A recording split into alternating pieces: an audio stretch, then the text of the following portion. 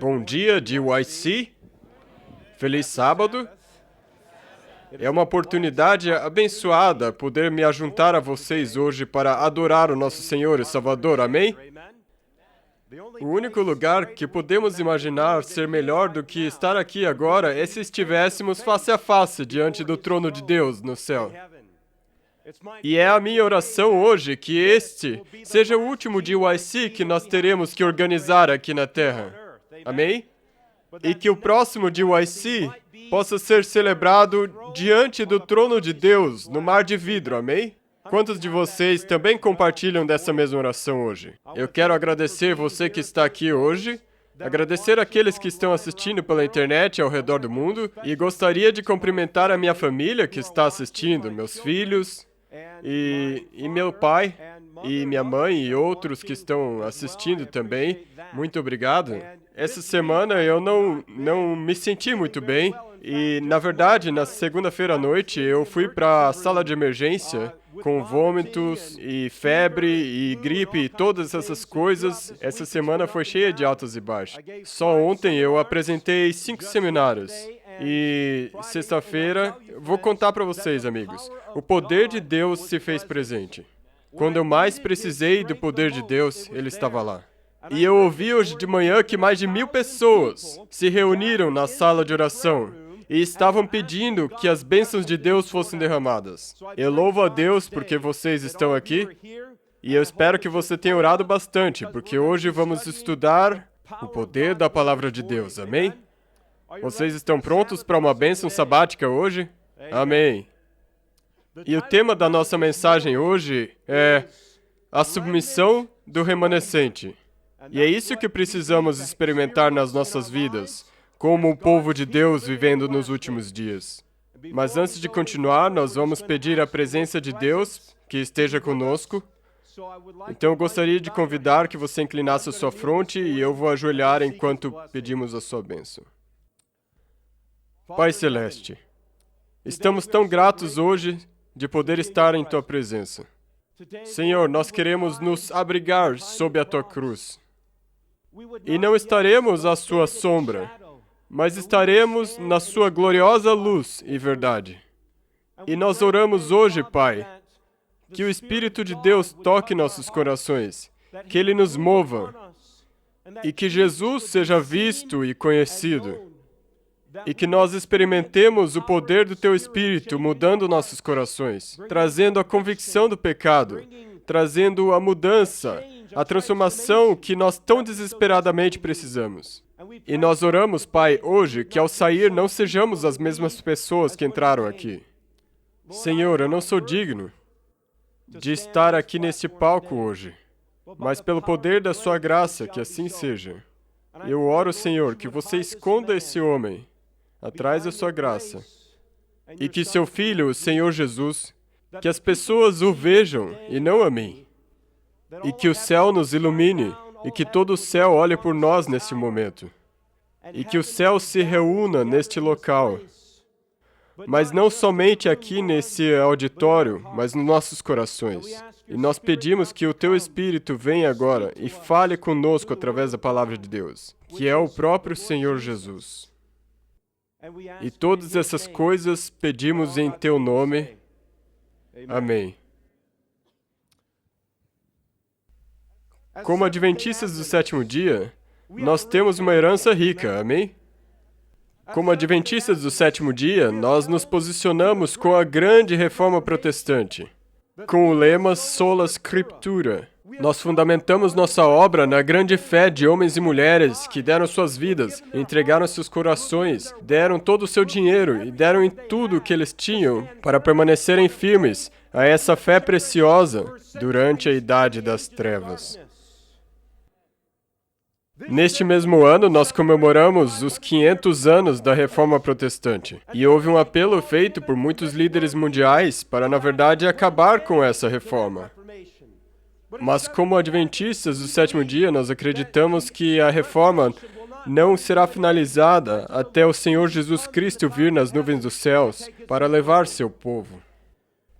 Como povo adventista, nós temos uma identidade bíblica específica. Nós não somos simplesmente mais uma denominação protestante dentro da Reforma Protestante, mas nós cremos que nós somos um movimento profético dessa profecia bíblica que trará o auge dessa grande reforma. Nós cremos, como adventistas do sétimo dia, que nós não somos simplesmente mais um movimento profético, mas nós somos a igreja remanescente da profecia bíblica. Nós somos a última peça desse imenso quebra-cabeça do grande conflito que Deus está encaixando no seu lugar para finalizar a imagem completa. Nós cremos nas profecias de Daniel e Apocalipse. Nós cremos e temos uma forte compreensão de que as raízes da nossa própria existência estão contidas na profecia bíblica. Na verdade, no livro de Apocalipse, capítulo 10, nós encontramos a origem desse movimento. Irmãos e irmãs, amigos, o surgimento da Igreja Adventista do Sétimo Dia e, é claro, a história humana não são apenas uma coincidência.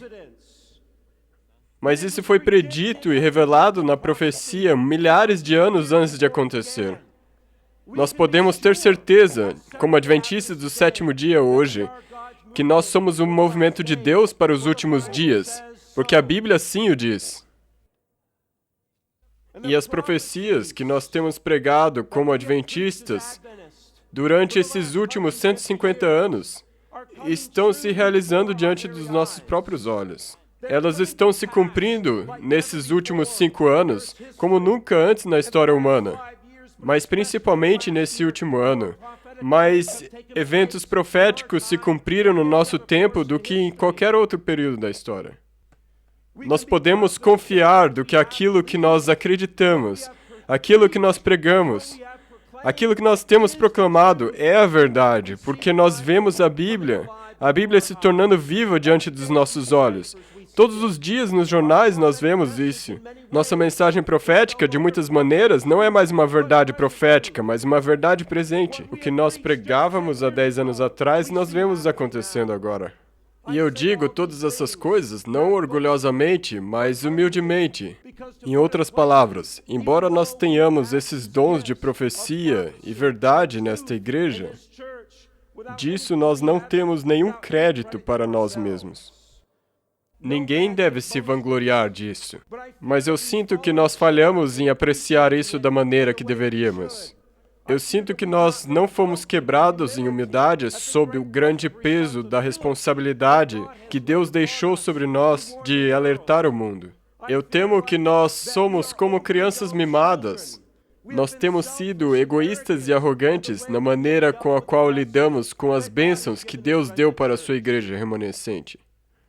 Nós temos uma missão, como um povo com um destino.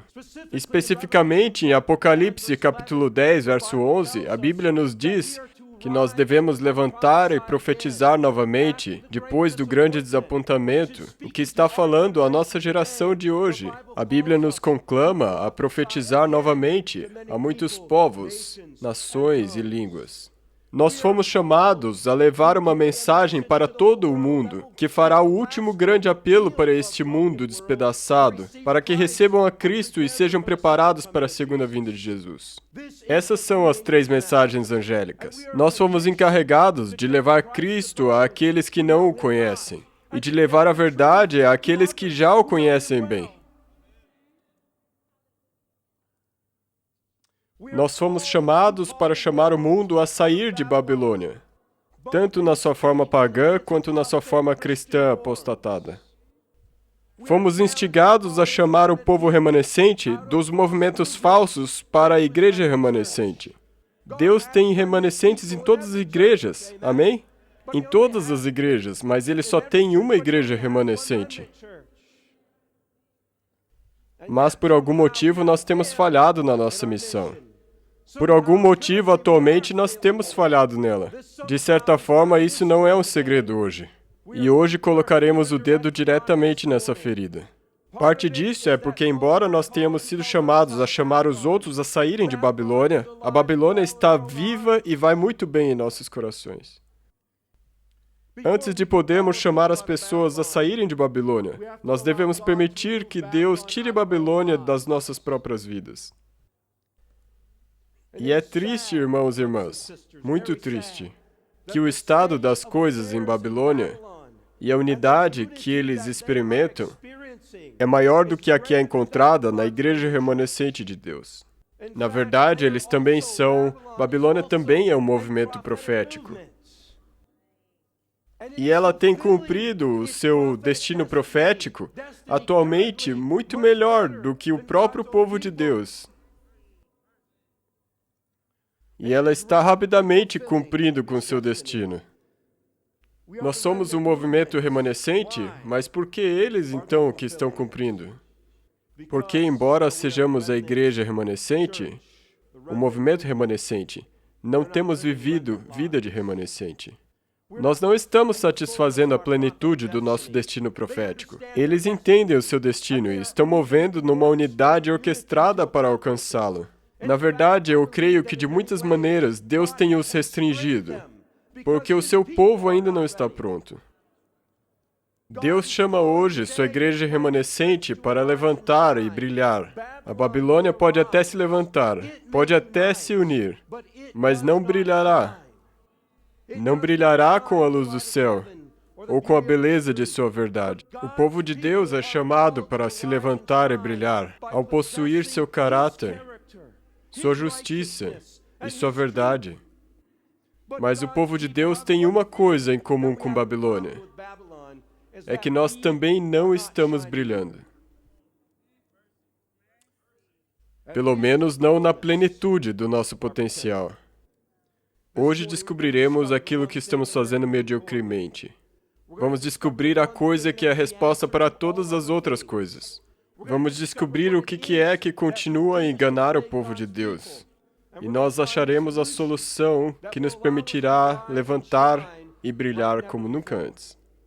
No livro de 2 Coríntios, capítulo 11, versos 2 e 3, a Bíblia diz: Porque tenho ciúmes sobre vós com um ciúme divino, porque vos desposei com um marido, para vos apresentar como uma virgem pura para Cristo.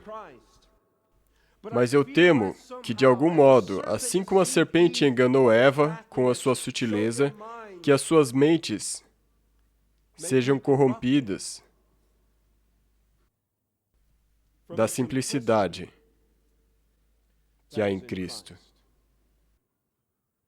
Amigos aqui hoje, a resposta aos nossos problemas, o desafio contra a nossa fraqueza, é que nós nos esquecemos da simplicidade que há no Senhor Jesus. Parece que, como igreja, embora tenhamos tido verdade clara, uma missão clara, um propósito claro, nós de alguma forma perdemos a simplicidade da justiça de Cristo para transformar e empoderar nossas vidas diárias. Porque, embora nós conheçamos a verdade como um povo, embora nós tenhamos as doutrinas dos últimos dias, nós não fomos transformados, nossos corações não foram mudados pelo poder e a simplicidade da Palavra de Deus, que revela a Cristo como uma pessoa para nós. Nós temos sido um povo baseado nas Escrituras desde que passamos a existir, amém? Nós temos sido um povo que guarda o sábado. Nós temos sido um povo que proclama a segunda vinda. Mas, irmãos e irmãs, nós não temos sido um povo que vive em submissão. Nós não fomos chamados simplesmente para pregar o caráter e a justiça de Cristo. Nós fomos chamados como um povo para possuir essas características. Nós temos falhado em nossa missão, porque nós não simplesmente fomos chamados para levar Cristo ao mundo, mas na verdade fomos chamados para revelar Cristo ao mundo, através de nossas vidas, através do nosso caráter, através da nossa personalidade. Nós ainda não vimos a glória de Deus se levantar e resplandecer em nós, porque nós ainda não rendemos completamente nossos corações para receber a sua justiça e seu caráter. E mesmo assim, Deus, em sua misericórdia, e esse é o texto tema do nosso congresso, Isaías 60, verso 1 diz: Levanta-te, resplandece, porque vem a tua luz, e a glória do Senhor vai nascendo sobre ti. Mas antes disso poder acontecer, nós temos que ter uma experiência com o Espírito de Deus que transforma a nossa vida. Venha comigo, por favor, ao livro de 2 Timóteo, capítulo 3. 2 Timóteo, capítulo 3. Eu gostaria de olhar uma passagem que eu creio que tem uma relação direta com o nosso tema de hoje. 2 Timóteo, capítulo 3. Essa é uma passagem que eu acredito que a maioria de vocês conhecem bem. E é uma carta do apóstolo Paulo para um jovem chamado Timóteo. Agora, Timóteo, acho que muitos de vocês aqui podem se identificar com ele, porque Timóteo era um jovem crescendo na igreja. Nós sabemos que ele era um cristão pelo menos de terceira geração, porque Paulo menciona a sua mãe e a sua avó, que o ensinaram as Escrituras. Timóteo era um jovem fiel. A maioria de vocês aqui nesse auditório podem se identificar com Timóteo. Ele era um jovem, criado na igreja, e ele se empenhava para ser verdadeiro e fiel. Ele amaria o GYC, amém? Ele amaria estar aqui. Na verdade, se ele estivesse aqui hoje, eu me sentaria e deixaria que ele pregasse. Timóteo era um jovem maravilhoso, e Deus falou a ele através do apóstolo Paulo. Paulo diz a Timóteo, no verso 10, ele diz, do capítulo 3, 2 Timóteo, capítulo 3, verso 10, Tu, porém, tens seguido a minha doutrina, modo de viver, intenção, fé, longanimidade, amor, paciência, perseguições e aflições, tais quais me aconteceram em Antioquia, em Icônio, em Listra. Quantas perseguições sofri, e o Senhor de todas me livrou. A Bíblia nos diz, amados amigos, que como cristãos nós vamos sofrer perseguição. No livro Grande Conflito nos é dito que o motivo pelo qual a Igreja de Deus hoje não passa por perseguição é porque não estamos vivendo a vida que Deus nos chamou a viver. E que se nós vivêssemos esse tipo de vida, como a igreja primitiva vivia, então a espada da perseguição se levantaria de novo. A razão pela qual o mundo descrente de hoje zomba da igreja de Deus e zomba do povo de Deus é porque não temos o poder de Deus em nossas vidas. Porque temos vivido a aparência da piedade, mas negando o poder dela. Mas Paulo diz a Timóteo, e ele continua, e ele diz no verso 14, verso 13, Mas os homens perversos e impostores irão de mal a pior, enganando e sendo enganados. Irmãos, não vemos isso no mundo de hoje? Não vemos isso mesmo dentro da igreja hoje?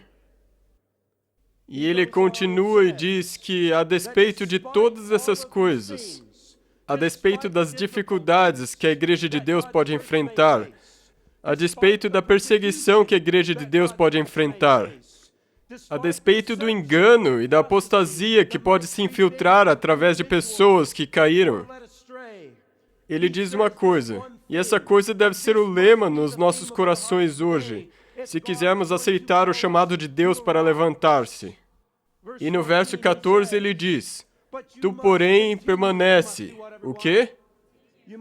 Permanece naquilo que aprendeste e de que foste inteirado, sabendo de quem o aprendeste, e que desde a infância sabe as sagradas letras, que podem tornar-te sábio para a salvação pela fé em Cristo Jesus.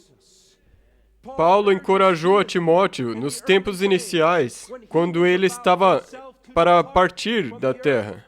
Quando ele entendeu, através de visões que o Senhor o deu, que algumas coisas infiltrariam, que a apostasia chegaria uma vez que ele fosse embora. Ele encoraja Timóteo a continuar na palavra que o havia libertado. E hoje, como movimento, como o último povo de Deus, que ele levantará e resplandecerá, eu estou apelando a vocês hoje, que nós devemos também continuar naquilo que Ele nos deu no início. A palavra de Deus, que revela a verdade e a pessoa de Cristo, deve ser nossa âncora nesses últimos dias. Verso 15. Ele diz que as Escrituras Sagradas podem te tornar sábio. A propósito, de que Escrituras ele está falando aqui? Ele está falando do Velho Testamento, e é claro que isso também se aplica ao Novo Testamento. Mas a beleza do Velho Testamento é que, se isso fosse tudo que tivéssemos, você poderia achar fé, encontrar sabedoria, encontrar salvação e encontrar Jesus nas Escrituras do Velho Testamento, amém? Nós não somos uma igreja do Novo Testamento, nós não somos uma igreja do Velho Testamento, nós somos uma igreja da Bíblia, amém? Nós cremos na veracidade da palavra de Deus.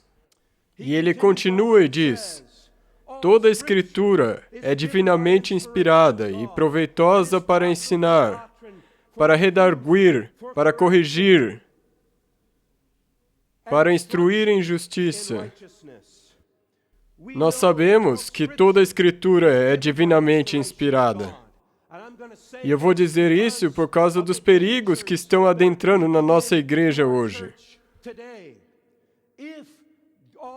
Se toda a Escritura é divinamente inspirada e o Espírito Santo não for uma pessoa, a terceira pessoa da deidade, então a Bíblia não pode ser um documento vivo, não pode ser verdadeiramente a revelação de Cristo, mas simplesmente um livro de uma força impessoal que não tem relevância para nós hoje. Como igreja, nós cremos na deidade de 3 pessoas, amém? Nós acreditamos na verdade do Espírito Santo para revelar Cristo a nós e mudar nossas vidas. Nós cremos que Ele é uma pessoa real. Nós cremos que Ele é o revelador da verdade e que Ele nos dá a convicção do pecado. Nenhuma força pode convencer do pecado ou trazer consolo para os nossos corações, a menos que seja realmente uma pessoa da deidade. Amém? Verso 17, desculpe, ele diz, verso 16, toda Escritura é inspirada por Deus e proveitosa para ensinar. Vejam, amigos, a palavra de Deus tem o poder para transformar nossas vidas, sim ou não? Ela tem o poder de permitir que a justiça de Jesus Cristo nos cubra. Eu me lembro de um homem chamado João. Alguns anos atrás eu realizei algumas reuniões no Alabama, na igreja do meu sogro. E esse homem chegou às reuniões e ele não sabia como ler, mas ele sabia o que a Bíblia dizia, porque todas as noites a sua esposa lia para ele das Escrituras. Ela falava e lia para ele capítulos de uma vez só. E ele veio até mim e disse, na primeira noite dessas reuniões, e ele disse, ouça, pregador, vou te dizer uma coisa. E eu disse, estou ouvindo. E ele disse, se eu ouvir uma coisa sequer sair da sua boca, que não estiver em harmonia com a Bíblia, ele disse, eu estou te dizendo agora que eu e minha família levantaremos e iremos embora. E eu disse, irmão, espero que você faça assim mesmo e que diga a todas as pessoas para irem embora também. Aquele irmão voltou na próxima noite, e na próxima noite, e na próxima noite, e ele veio a todas as noites dessa série. E no fim dessas reuniões, ele e sua esposa foram batizados. E depois o seu filho se batizou. E um pouco depois, seu outro filho se batizou. E algum tempo depois, ele começou a aprender como ler através da Bíblia. E não demorou muito para que ele começasse a estar na plataforma para fazer a leitura bíblica. E vários meses depois disso, ele pregou o seu primeiro sermão. A Bíblia ensinou esse homem a ler. E agora ele lê fluentemente e se tornou um diácono na igreja, um homem fiel de Deus. É isso que o poder da palavra de Deus fará por nossas vidas hoje, amém? Eu quero ler para vocês uma citação do livro Educação Cristã, página 118. A Bíblia é a única regra de fé e doutrina. E não há nada mais apropriado para vigorizar a mente e fortalecer o intelecto do que o estudo da palavra de Deus.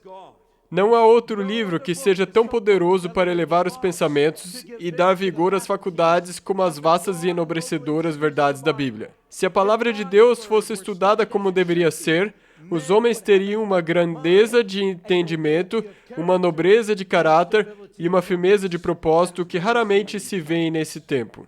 Se você quer ter essas qualidades hoje, amigo, você precisa passar tempo estudando a palavra de Deus, amém? Muito frequentemente, nós estamos lendo esses devocionais de uma página só, ou assistindo esses vídeos devocionais de 2 ou 3 minutos. mas temos carência de experiência verdadeira da palavra de Deus. Falta de estudo bíblico profundo em nossas vidas. Nos falta aquilo que nos leva ao arrependimento e confissão de nossos pecados. E nossos corações estão pagando preço por causa disso. Porque nós nos distanciamos mais e mais do ideal de Deus para as nossas vidas. Mas se tomarmos por objetivo se aproximar dele pela palavra, ele nos transformará. E ele continua no verso 16 e diz que a palavra de Deus é proveitosa para quê? Para ensino. Como adventistas do sétimo dia, nós temos um credo. E qual que é ele, amigos? Nós temos a Bíblia como nosso credo. Nós cremos que toda a Bíblia é inspirada. Nós cremos que nossa doutrina é verdadeira. Na verdade, Jesus repreende as igrejas de Apocalipse capítulo 2 e 3, muitas delas, por causa de suas doutrinas. Mas a última igreja, a igreja de Laodiceia, ele não repreende nada na doutrina dela, porque nossas doutrinas são verdadeiras. Elas são a doutrina do remanescente. Nós nunca tivemos um problema com as nossas doutrinas. Recentemente, muitas pessoas têm tido problema com as doutrinas, mas elas por si mesmas são puras e verdadeiras, amém? Mas a doutrina da Igreja Adventista do sétimo dia não é o problema. A repreensão dada à igreja de Laodiceia não foi por causa de sua doutrina, mas sim por causa da condição de seus corações. Se no nosso pregar e ensinar o poder de Cristo não for revelado através da doutrina, então ela se torna tão seca como um osso. O poder do Espírito de Deus deve nos transformar através das mensagens que pregamos. Sabe, amigos, é possível ser um vegetariano restrito e mesmo assim agir como um animal. É possível comer comidas muito puras e mesmo assim agir como um porco.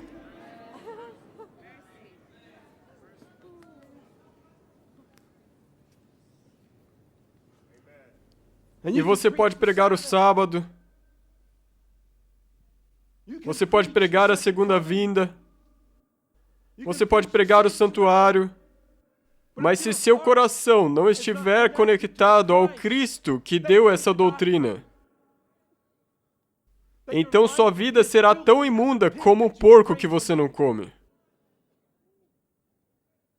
É possível estar na ala dos justos no inferno, mas ao mesmo tempo na ala dos errados no céu. Se Cristo que deu a doutrina não estiver mudando o coração para que vivamos além da carne de nossa natureza pecaminosa, então cometemos um grande pecado de separar Cristo de sua verdade.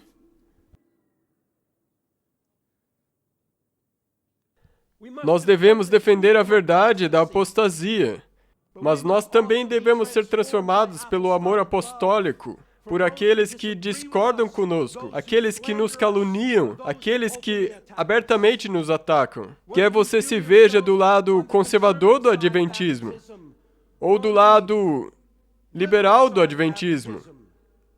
Na verdade, não importa. Se nós não amarmos como Cristo amou, enquanto afirmando a verdade, é tudo em vão. Vejam, a Igreja Mundial ainda tem autoridade por causa da pureza da nossa doutrina. A Igreja Mundial ainda tem autoridade. Satanás perdeu a sua autoridade no céu porque ele foi contrário à lei de Deus. Adão e Eva perderam o Éden pelo mesmo motivo. O mundo se perdeu no dilúvio porque agiu contrariamente à palavra de Deus.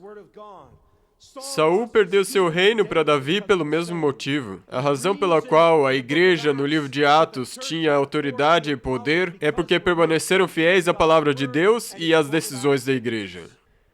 A Igreja Mundial hoje, a Associação Geral atual, não tomou nenhuma decisão que vai diretamente contrária à palavra de Deus. Portanto, ela como organização ainda tem autoridade espiritual e eclesiástica, a qual o povo de Deus deveria se sujeitar, contanto que ela permaneça fiel à palavra de Deus. Nós devemos apoiar nossa Igreja Mundial, porque a doutrina que nos une é pura e verdadeira. Ele continua e diz, é útil para o ensino e para a repreensão. Venha comigo para o livro de Hebreus, capítulo 4. Hebreus, capítulo 4.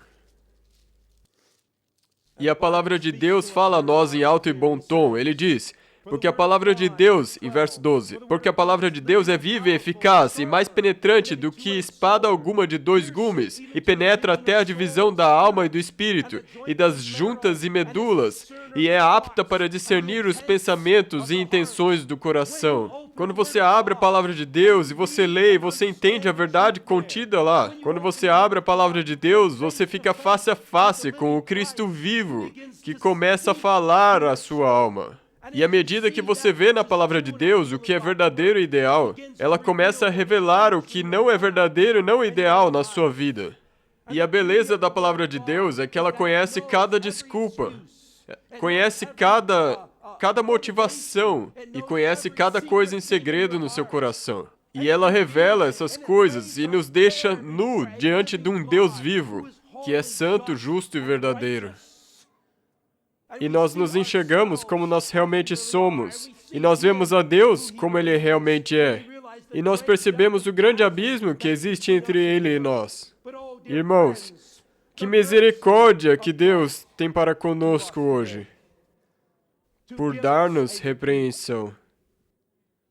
Vejam, amigos, nós não precisamos de frasezinhas de efeito ou pregadores que sabem entreter. Nós somente precisamos da verdade direta, pura e sem rodeios, para falar às nossas mentes, aos nossos corações e nos chamar ao arrependimento e à transformação de nossas vidas.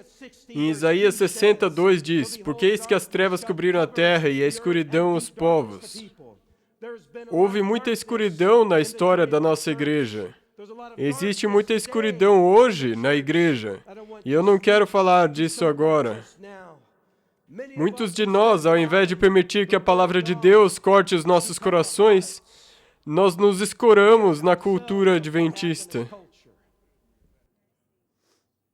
E muitos de nós, como Esaú, da casa de Isaac, fomos criados na verdade, mas não permitimos que a verdade nos transformasse. Nós tiramos vantagem dos benefícios da cultura adventista com a qual Deus nos abençoou, mas nós a usamos para gratificação própria. Semelhantemente ao prato de sopa simbolizando a carne e o apetite mundano, pela qual Esaú vendeu seus direitos de primogenitura. Alguns de nós têm vendido nossa primogenitura, alguns têm vendido nossa bênção por muito menos do que um prato de sopa. Alguns de vocês aqui hoje estão estudando medicina, ou enfermagem, ou negócios, ou algum tipo de profissão que vocês se tornarão muito influentes e provavelmente ganharão muito dinheiro. E eu conversei com muitos jovens e eles disseram, eu estou entrando nesse negócio porque eu quero ganhar muito dinheiro. Eu quero viver esse estilo de vida.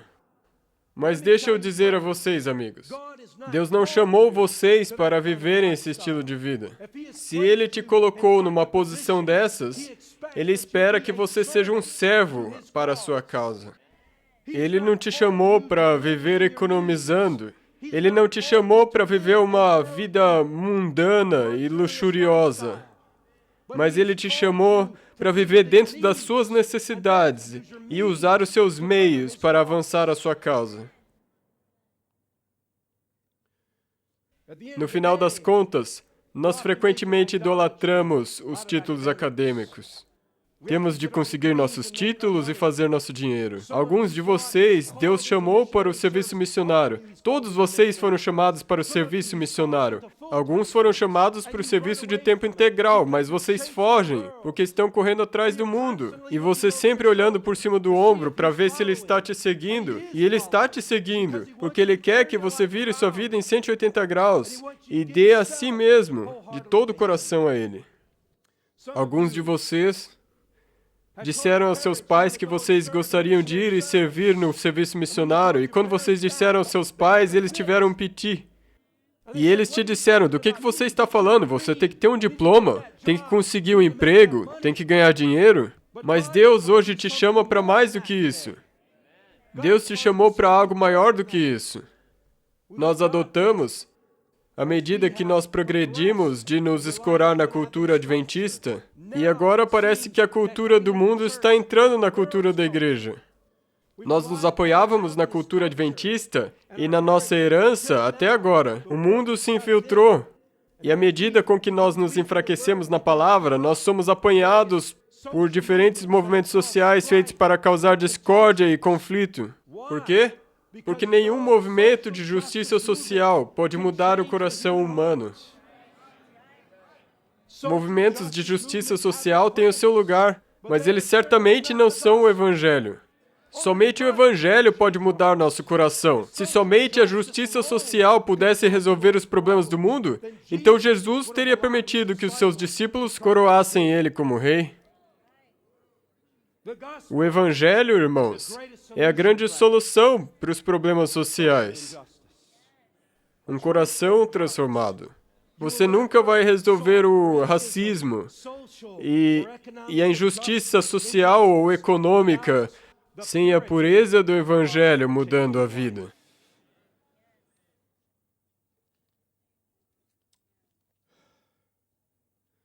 Nós frequentemente nos tornamos dependentes da sempre mutável e degradante cultura da sociedade para determinar nossos valores e ideais.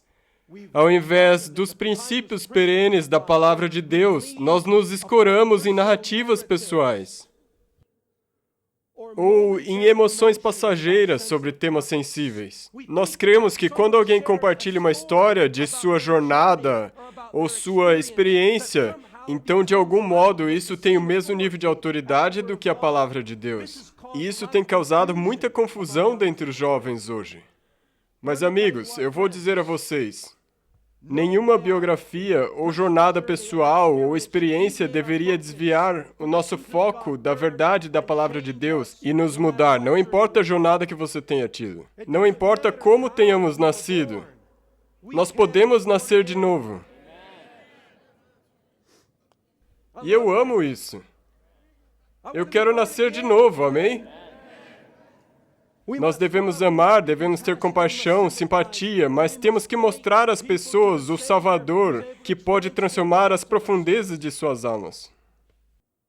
Não é a cultura social que nos impele, seja essa cultura ocidental, ou cultura americana, ou cultura adventista. Tem que ser a cultura do céu. E a maneira pura da cultura do céu está contida na Bíblia e no espírito de profecia hoje. Essa mentalidade de cultura causou uma grande mudança que ocorreu na igreja, onde nós mudamos de servir a igreja para querer que a igreja nos sirva.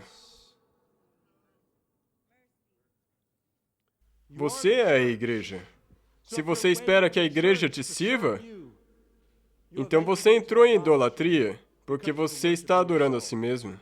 A popularidade da cultura americana não anula a palavra de Deus.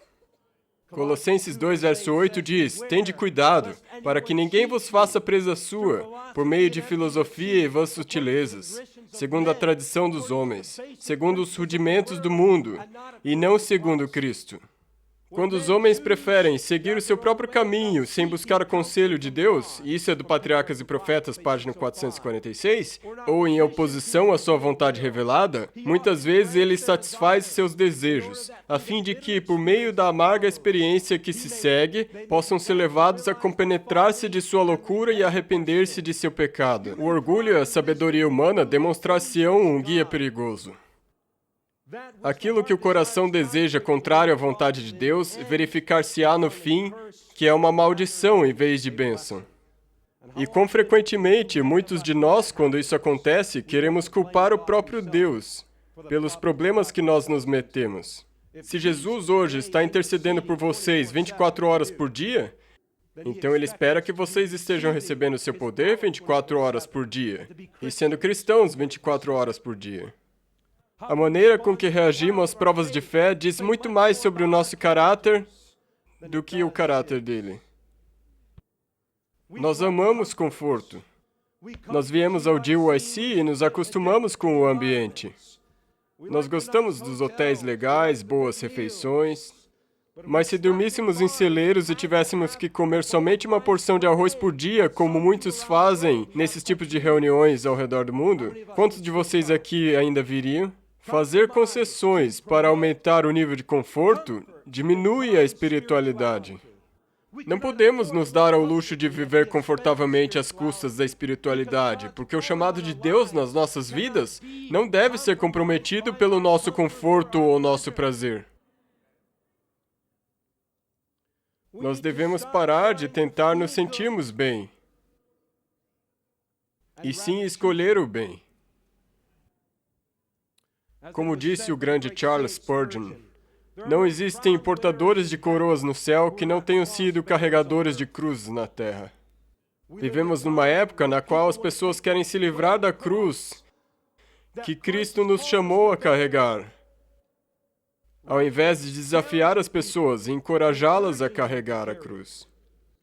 Nós frequentemente lidamos com dissantificação, como eu costumo chamar, onde quando nós viemos para a igreja, nós vemos a beleza do Espírito da graça que transforma nossas vidas, e nós andávamos na pureza e na bênção da comunhão com Deus. Mas à medida com que nós paramos de vigiar e orar, as coisas começam a mudar nas nossas vidas, mesmo sem percebermos. E as coisas que uma vez foram preciosas para nós, as coisas que foram importantes para nós, as verdades que nós carregávamos em nossos corações começam a vagarosamente erodir-se. E quando nós menos percebemos, nos tornamos indiferentes a isso, a aquilo, e começamos a abrir concessões em nossas vidas. E a igreja se torna irrelevante para nós, e nós pensamos conosco mesmo, temos que sair. Nós ficamos encantados e namorados com o perigo da novidade. Nós queremos aquilo que é novo, mas Deus diz, você não precisa do que é novo, você precisa do que é necessário. E Deus não nos dará nada de novo até que façamos o que Ele já disse. Hipocrisia, muitas pessoas falam de hipocrisia. Veja, hipocrisia não é um problema da igreja. É um problema dos nossos corações. E muitas pessoas dizem, bem, sabe, meus pais, eles faziam isso e aquilo, e eles eram fiéis, e eles agiam de uma maneira na igreja, de outra em casa, portanto, eu vou deixar a igreja. Eu não preciso da igreja. A realidade é o seguinte, se você entendeu o suficiente da verdade para reconhecer que eles estavam sendo hipócritas, e você sai da igreja porque eles eram hipócritas, então isso também te torna um hipócrita. Por quê? Porque se você conhece a verdade, mas a rejeita porque outra pessoa não está a seguindo, então isso não te permite ir embora. Você também é um hipócrita. Se você conhece a verdade, viva ela. Amém? Se você conhece a verdade, renda-se a Cristo. E outro aspecto dessa escuridão é o mundanismo, no qual nós temos nos envolvido. As mídias sociais, alguns de nós postam jargões adventistas ou política da igreja no Facebook como se não tivéssemos nenhum outro amigo que não fosse cristão ou adventista. Se você acha que vai atrair pessoas para a igreja desse jeito, está enganado. Outros postam coisas em suas redes sociais como se nunca tivessem ouvido falar de Cristo ou Adventismo, mesmo que devamos tê-lo conhecido por todas as nossas vidas. Alguns de nós estão envolvidos com esportes, ou moda, ou competição em várias maneiras, ou relacionamentos errados, relacionamentos com um rapaz ou com uma moça no qual nós não deveríamos nos encontrar. Todos os tipos de mundanismo, e Jesus nos repreende por todos eles. Mas Ele nos repreende por causa de seu amor por nós e pela sua vontade de que nós sejamos salvos. Sabe, existem dois tipos de pecado. Aqueles que são aceitáveis e aqueles que não são aceitáveis. Como sabemos a diferença? Os aceitáveis são os meus, os não aceitáveis são os seus.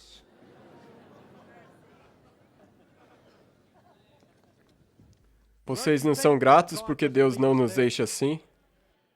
Embora Ele repreenda, no mesmo verso Ele diz, a palavra de Deus também é proveitosa para a correção. Para o quê? Para a correção. Veja, Deus não quer somente nos corrigir. Ele deseja nos corrigir. Quantos aqui estão gratos por isso? Isaías 60, verso 2, ele diz, mas sobre ti o Senhor virá surgindo, e sua glória se verá sobre ti. Embora estejamos em pecado, Ele nos levantará, Ele nos chamará. Eu gostaria de compartilhar com vocês Testemunhos para a Igreja, volume 2, página 453. Ninguém é tão baixo, tão corrupto e vil, que não possa encontrar em Jesus, que morreu por ele, força, pureza e justiça. Se abandonar seus pecados, deixar sua conduta de iniquidade e volver-se de todo o coração para o Deus vivo.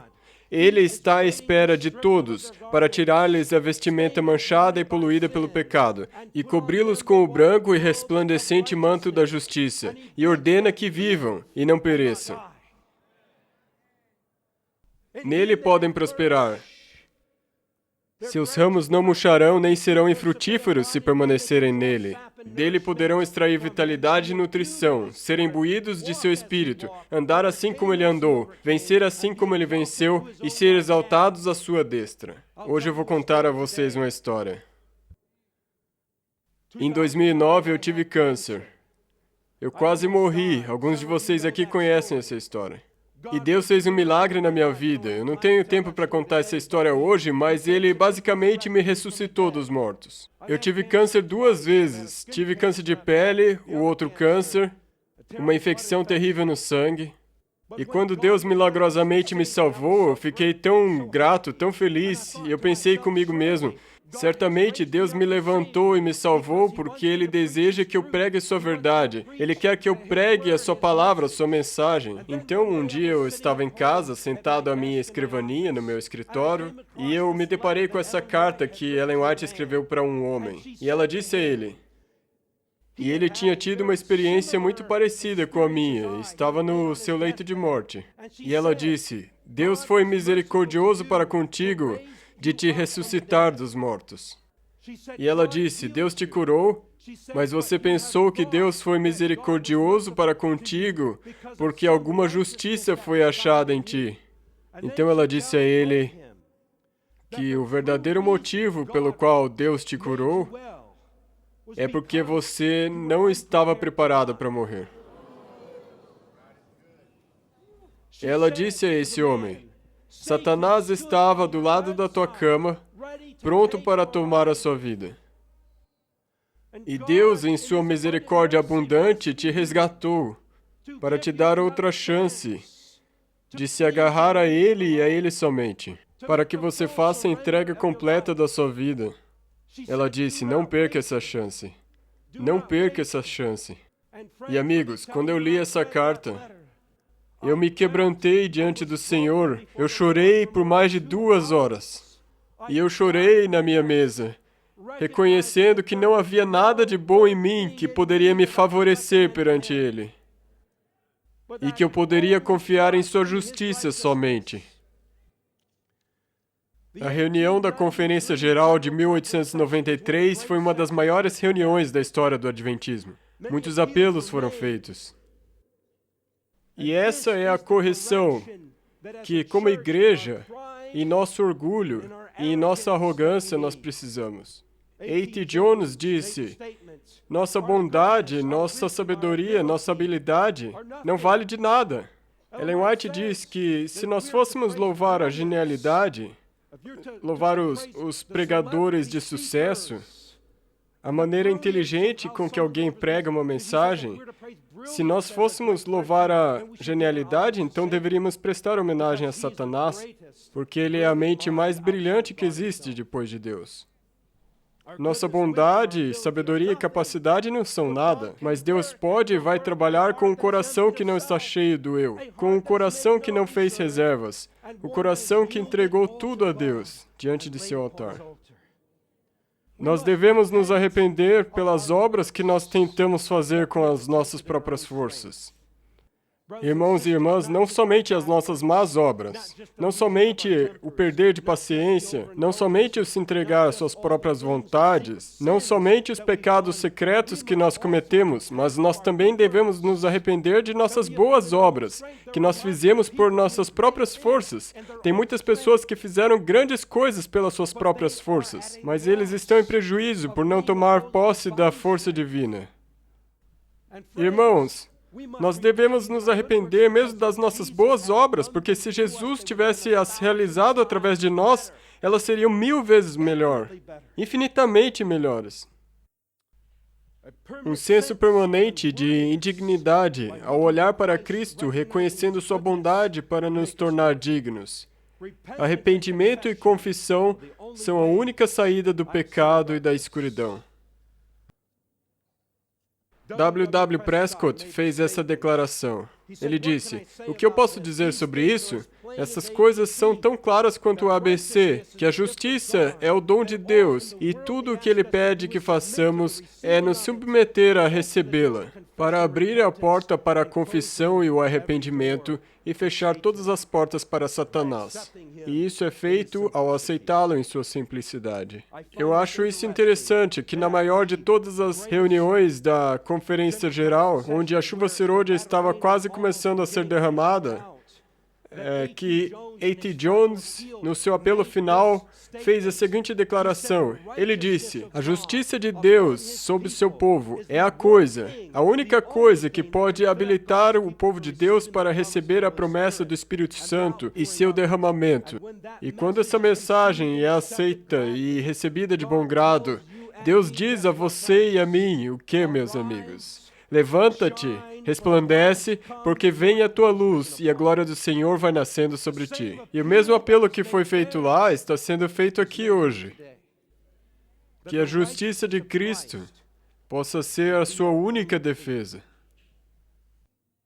Que somente quando nos tornarmos como crianças, com humildade genuína e honestidade sobre nós mesmos e nossas falhas como igreja e como indivíduos, Deus poderá, então, trazer a cura às nossas vidas. Eu me lembro que, há alguns anos atrás, eu estava com meu filho, e na época ele tinha por volta de 3 anos de idade, e tinha um pecado em particular com o qual eu estava lutando. Um pecado pelo qual eu estava sendo tentado. E meu filho estava no mesmo ambiente que eu, e eu pensei comigo mesmo, era muito difícil para mim resistir. Foi um desses momentos, sabe, que todos de nós temos, e essa tentação era esmagadora. E eu pensei comigo mesmo, mas o seu filho está aqui, ele vai ver. E eu pensei comigo mesmo, sabe, ele não vai perceber, não vai afetar ele. E quando eu estava ao ponto de render minha vontade ao inimigo, eu estava estendendo a minha mão para entregar a minha vontade a ele. E o meu filhinho de 3 anos começa a cantar uma música. Jesus me ama, isso eu sei, pois a Bíblia assim me diz. A ele pertence os pequeninos, e embora fracos, ele é forte. Sim, Cristo me ama. Sim, Cristo me ama. Ele me ama, pois a Bíblia assim me diz. O desejo de Deus para a nossa vida é nos libertar de tudo que está nos impedindo de nos rendermos 100% a Ele. Uma pessoa somente vai entender realmente o que significa a justificação pela fé quando ela perceber que é a única chance dela. E para você e eu hoje, tanto individualmente quanto coletivamente como igreja, é nossa única esperança.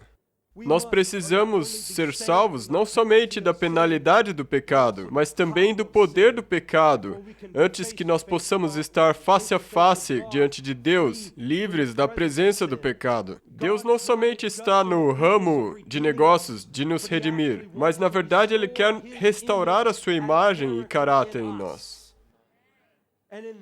E dessa maneira nós nos tornaremos completos.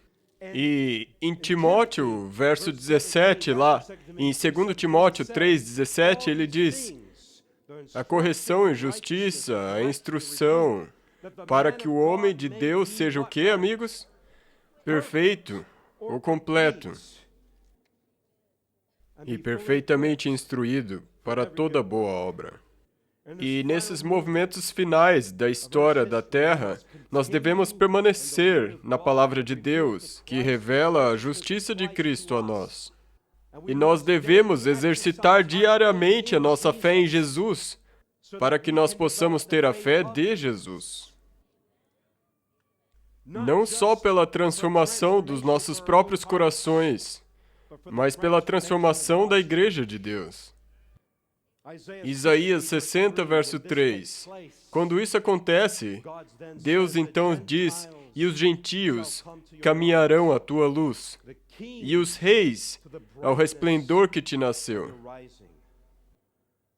Amados irmãos, hoje eu gostaria de apelar com essa citação, e eu vou contar uma história. Em Testemunhos para a Igreja, volume 8, página 250. A menos que se arrependa e converta a igreja que agora está a levedar-se com a sua apostasia, comerá do fruto de seus próprios atos, até que se aborreça por si mesma.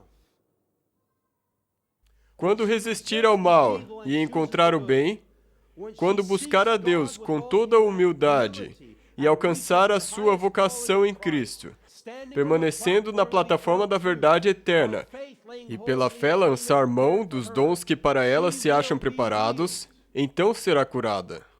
Aparecerá então na simplicidade e pureza que Deus lhe deu, separada de embaraços terrenos, mostrando que a verdade com efeito a libertou. Então seus membros serão, na verdade, os escolhidos de Deus, os seus representantes. Nos foi dito em certo verso que vocês conhecem muito bem: se o meu povo, que se chama pelo meu nome, se humilhar e orar e buscar a minha face e se converter dos seus maus caminhos, então eu ouvirei dos céus e perdoarei e sararei a sua terra. Perdoarei os seus pecados e sararei a sua terra. Irmãos, nós ponderamos sobre isso, nós pregamos sobre isso, nós oramos sobre isso, nós tocamos sobre isso, mas estamos prontos para pôr em prática?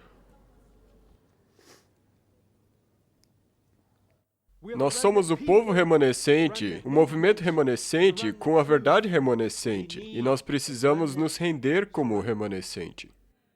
Se nós não experimentarmos isso, então morreremos no deserto, como todas as gerações antes de nós.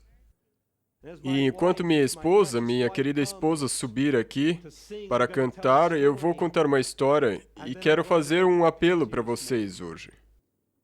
O meu bom amigo João, enquanto eu estava no Amazing Facts, ele era um dos nossos estudantes no Centro de Evangelismo do Amazing Facts. Ele era um ótimo rapaz, um dos melhores que você poderia conhecer. Eu falei com ele ontem. O João estava preso em jogatina, drogas, álcool, e ele tinha uma vida terrível. Ele sempre carregava uma arma, temendo de que a qualquer hora ele teria que matar alguém para sobreviver. Mas Deus o libertou disso e fez com que ele tivesse uma experiência maravilhosa com ele. Depois disso, ele veio para o Centro de Evangelismo do Amazing Facts e se tornou um obreiro bíblico. Mas, enquanto isso aconteceu, ele começou a se afastar de Jesus. E ele começou a voltar para a sua vida antiga. Começou a se envolver com as drogas de novo, voltou a se envolver com a gangue. E ele havia comprado uma arma para voltar a vender drogas de novo. E isso aconteceu no ano passado. Um dia ele estava numa festa e conheceu um cara que ele nunca havia visto antes. E esse cara convidou ele para os fundos para usar droga com eles. Então eles foram para lá e o João disse a ele: espera aqui um pouquinho. Ele disse: eu vou ali, ele precisava ir no banheiro, e já vou voltar. E quando João foi nesse canto, estava escuro, uma gangue saiu das sombras e começou a enfrentá-lo. E eles começaram a bater nele. O outro homem viu o que estava acontecendo e correu para tentar ajudar o João. E quando ele fez isso, eles voltaram a sua ira para ele e bateram nele até cair. E eles esfaquearam ele mais de 20 vezes. E esse homem morreu. Então eles foram embora. E o João, por misericórdia, foi deixado vivo. E depois, quando João se recuperou, ele reconheceu, ele percebeu que o homem que havia tomado o seu lugar, o seu nome era Jesus. E ele percebeu que, por causa do meu pecado, por causa da minha queda, por causa do meu vacilo, esse homem teve que morrer. E ele tomou o meu lugar. E de repente, a realidade daquilo que Jesus havia feito por ele se tornou viva como nunca antes. E isso quebrantou o seu coração. E ele voltou para a igreja. e foi batizado o mês passado. Rebatizado. Vocês percebem, irmãos, hoje, o que realmente significa Jesus ter tomado o seu lugar? Você realmente entende e compreende o preço que Cristo teve que pagar pela sua salvação eterna? Você entende o preço que foi pago? Você reconhece a condição hoje do seu coração e que ele é um coração de pedra? Você reconhece hoje que nós precisamos de um novo coração? Não temos problema com a doutrina. Não temos problema com a verdade. Mas temos problema com o nosso coração e Jesus mostra isso hoje. E ele diz, isso tem que mudar. Se vocês não quiserem morrer no deserto. E hoje eu vou fazer um apelo. Nós devemos nos levantar, mas na justiça de Cristo somente. E enquanto minha esposa cantar aqui, eu quero fazer 3 apelos. Número 1. Talvez a vocês que não estiveram aqui por toda a semana. Mas você está aqui hoje e Deus está falando ao teu coração e quer transformar a sua vida. E você nunca se batizou, ou você se batizou e largou. E você percebe que você precisa da justiça de Cristo. Você está cansado de confiar em si mesmo. E você deve depender dele e dele somente. Se o seu desejo é ser batizado, então venha aqui à frente, à minha esquerda, à sua direita. E eles vão falar com você e recolher os seus dados e prosseguir a partir disso. E o meu segundo apelo é o seguinte. Existem aqueles que fugiram do chamado de Deus por toda a vida. Você fugiu do seu chamado para o serviço missionário, seja em tempo integral ou parcial. E Deus está te chamando hoje para parar de correr dele e começar a correr em direção a Ele. E você diz, Deus, hoje eu respondo ao chamado para a tua obra. Eu quero que as boas obras de Cristo sejam realizadas em mim, mas não pelo meu poder, e sim pelo seu poder. Hoje você quer se arrepender das obras do seu passado que você realizou pelo seu próprio poder, e você quer renovar o poder de Deus em sua vida. E eu quero te convidar que você venha aqui à minha direita, à sua esquerda, e haverá pessoas que falarão com você. E meu terceiro apelo hoje é para aqueles que dizem, Senhor Deus, eu preciso de um novo coração. Eu preciso ser renovado pelo Espírito de Deus. Eu preciso de uma vida transformada e, Deus, eu não consigo fazer isso por mim mesmo. E eu só posso fazer isso através de Ti. E eu quero dar tudo, eu quero entregar tudo diante do Teu altar. E eu quero a verdadeira experiência e entendimento de que Jesus pagou tudo. E eu quero que a igreja seja transformada. Eu quero que a igreja seja viva e isso começa comigo. Se esse é você, venha aqui à ala central e nós vamos orar. 3 apelos, o batismo à minha esquerda, o ministério à minha direita, vidas e corações transformados ao centro. E enquanto minha querida esposa canta.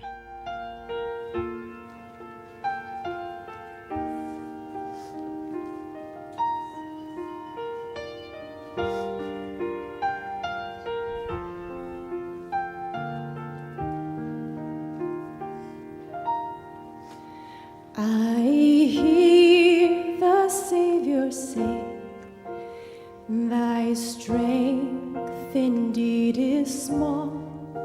Child of weakness, watch and pray. Find in me thine all in all. Jesus paid it all. All to him I owe. Sin had left a crimson stain. He washed it white as snow.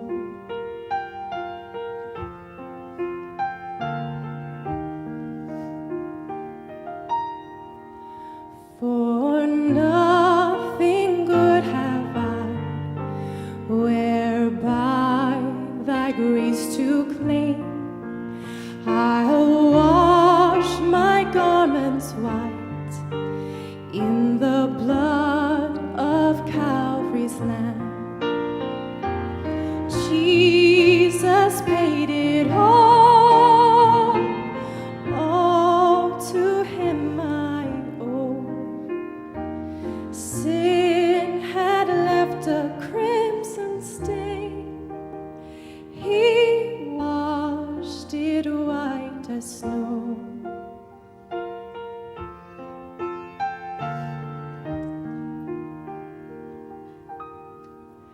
Lord, now indeed I find thy power and thine alone can change the leper's spots and melt the heart of stone. Jesus paid it all to him I owe. Sin had left a crimson stain, he washed it white as snow. And when before the throne I stand in him complete, I'll throw my trophies down, all down at Jesus' feet. Jesus paid it all to him I owe.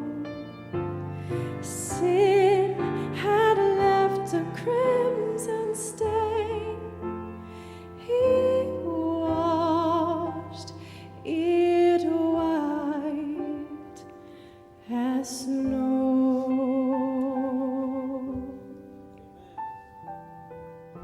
Pai Celeste, salva-nos de nós mesmos, apesar de nós mesmos.